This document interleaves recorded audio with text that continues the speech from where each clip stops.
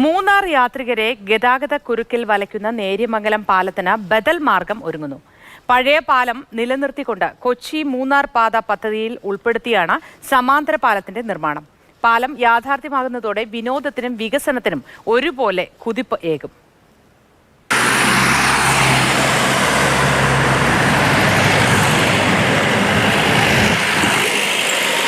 മസനഗുടി വഴി ഊട്ടിക്കല്ല, സ്പോട്ട് ഒന്ന് ജസ്റ്റ് മാറ്റിപ്പിടിക്കുന്നുണ്ട്. നേര്യമംഗലം പാലം വഴി മൂന്നാറിലേക്ക്.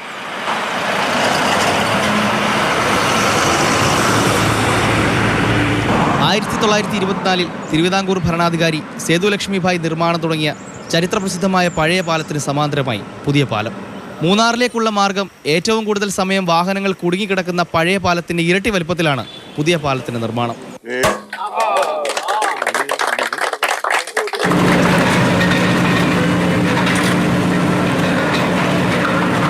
വിനോദസഞ്ചാരത്തിന് കുതിപ്പേകുന്നതിനൊപ്പം ഹൈറേഞ്ച് മേഖലയ്ക്ക് മുതൽക്കൂട്ട്.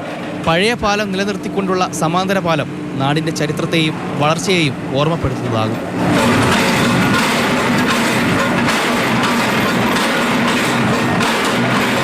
പാലത്തിൻ്റെ നിർമ്മാണം അതിവേഗം പൂർത്തിയാക്കാനാണ് തീരുമാനം. ഇനി സഞ്ചാരികൾക്ക് ബ്ലോക്കിൽപ്പെടാതെ പറക്കാം മൂന്നാറിലേക്ക്.